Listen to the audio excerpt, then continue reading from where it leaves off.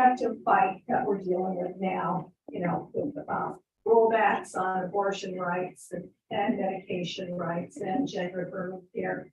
This is the top of a movement. I'm just going to be blunt, of a very small minority of white cisgender Christian nationalists.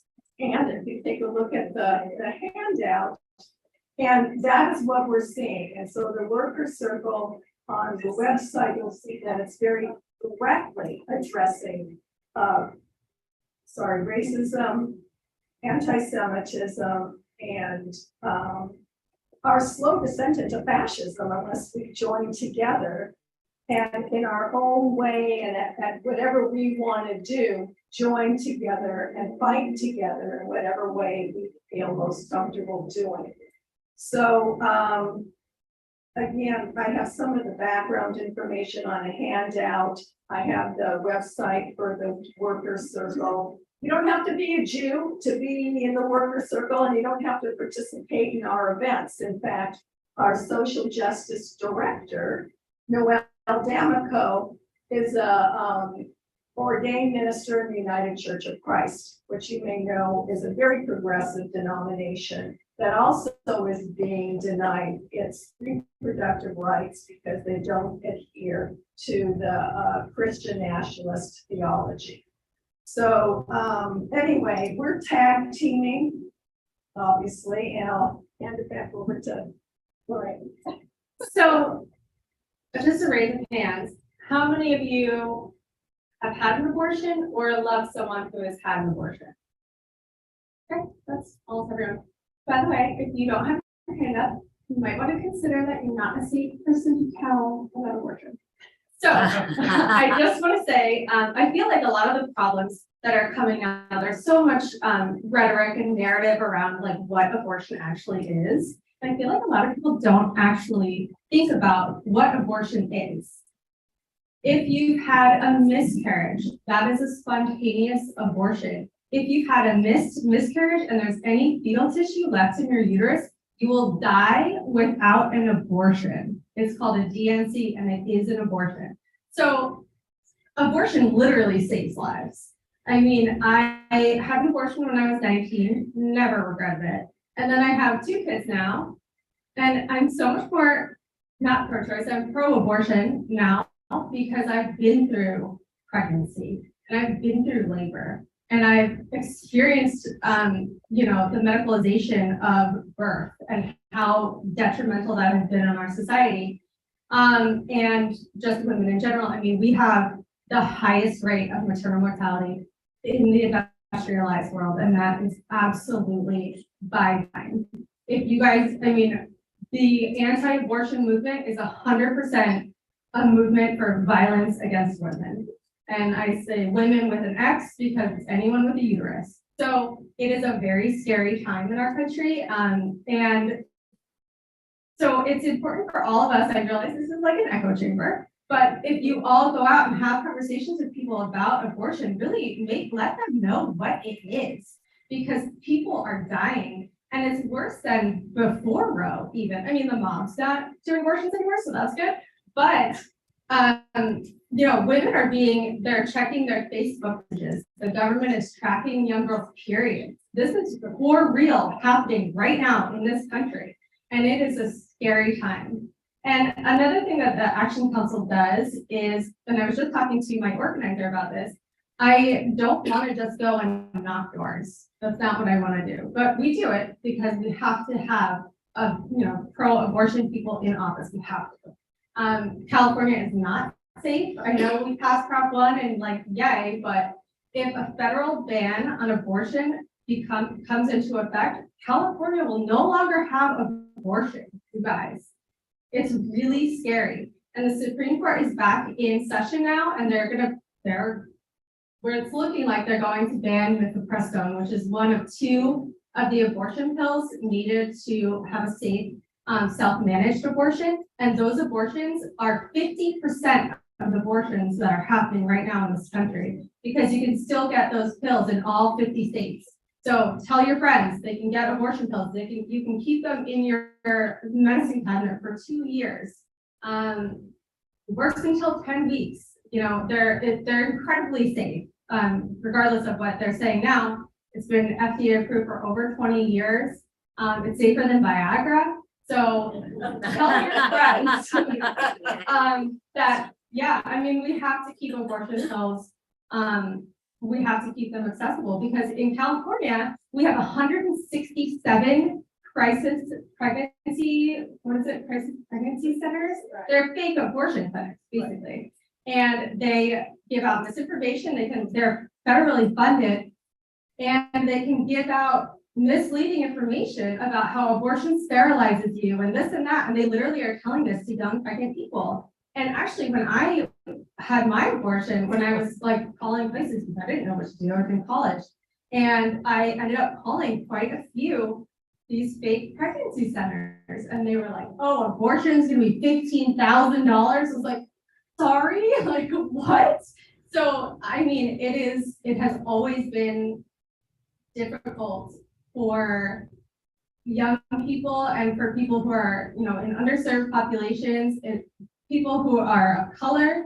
It is always going to be harder for them to get an abortion. I will always be able to get an abortion, and I know that, and I know that that's a massive privilege. I will always have access to abortion, but many people, and most people who have an abortion already have kids, so they're making a responsible choice not to have another kid. And it's just a cycle of poverty, right? So we're trying to keep people in poverty, basically. So yeah, I'll pass it over. Was that right? I'm not sure I have much to add. Have we not covered something? Does anybody have a question or comment? That company, I guess, Birthright, is that one of those crisis pregnancy centers? So I don't know. Is it local?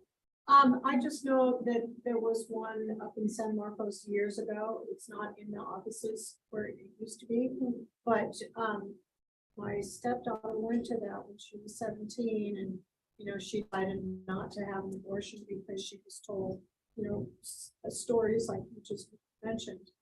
And you know, it was purportedly this place to help people who had unwanted pregnancies, particularly young girls, high school age girls. Yeah.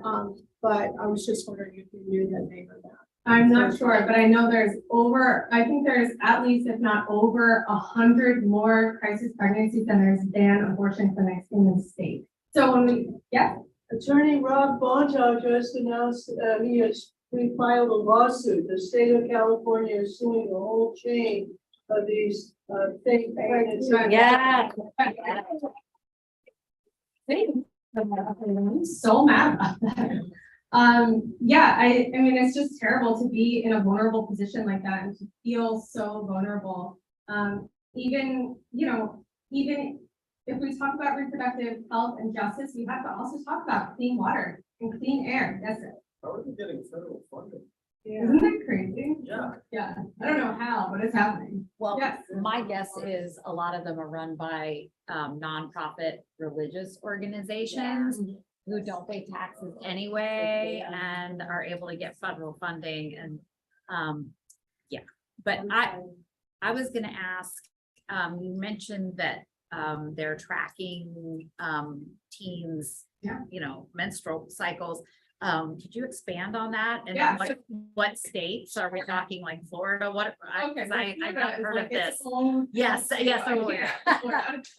But yeah, there are in many states where it's banned. I can't give you specific states, but where it's banned, they are tracking people's movements. If you are traveling across state lines and you have anyone of reproductive age that's a female presenting in the car, they're going to stop you and they're going to ask why you're going where you're going. A mother was just arrested in some god awful state, and it was for giving her daughter abortion pills. Idaho. Oh, She's yeah. in jail. Idaho. She's in jail right now. Yeah. She was sentenced to prison. She's in jail. Idaho. So I was just at my OB, and she told me that all OBs are leaving Idaho. They're leaving states where their practices are in jeopardy. They cannot practice. And so what that means is, even if you have rights, like these exceptions, right? They're rights, technically. These acceptance for rape and incest and all that kind of stuff, it doesn't matter because there's no OBs to perform your abortion. Like, it doesn't matter. And also, it doesn't matter, I mean, what percentage of, I think it's like 3% of rapes are reported and 1% gets prosecuted. Like, they're not gonna believe you. So it is incredibly important that we keep, not only we keep California as a safe haven for abortion providers and for doctors who are providing gender affirming care, because there are plenty of states where it's incredibly dangerous to be anything other than cisgender. So we are a safe haven for those people coming across here. But our abortion clinics are already impacted and inundated with out-of-state abortions. It's going to get worse. And this is just the tip of the iceberg. They're coming for contraception. They're coming for birth control pills. Yeah. They do not. No. I know. So that's exactly what I'm saying. You guys sign up at that action council. Yes. Yeah. I have a poster from back in the 80s, has a lot of sayings about women. My favorite on there is that if men could get pregnant, abortion would be a sacrament. If men pregnant, no one, we would no longer exist because it's 100%. Yeah, it's terrifying. So, yeah, are there any other? How can we get help? Yeah, how can we help? So, I have a giant QR code back there. If you scan it, then you are sent to the Reproductive Freedom For All website where you can sign up for my action council. And we would love to have you. It's mostly virtual right now, but I would love to come down here and join your protest about the sewage spill. That is directly related to reproductive health. It all is, and that's the thing about it. Yes, sir. Could the federal government, like, in theory, pass laws like making abortion, banning states from banning? That's what they're about to do. Yeah. And then it's illegal everywhere in the country. You know what the federal government could have also done? Codify her. Yes, Yeah, but so it, that would be. yes. The GOP. is Yeah, not just the GOP, and I'm gonna get real like radical right now for a second. Biden voted for the Hyde Amendment, which the Hyde Amendment was incredibly detrimental to abortion care. It makes providers jump through all these hoops. You in medical school, you don't learn abortion unless you seek it out, and that is a huge problem.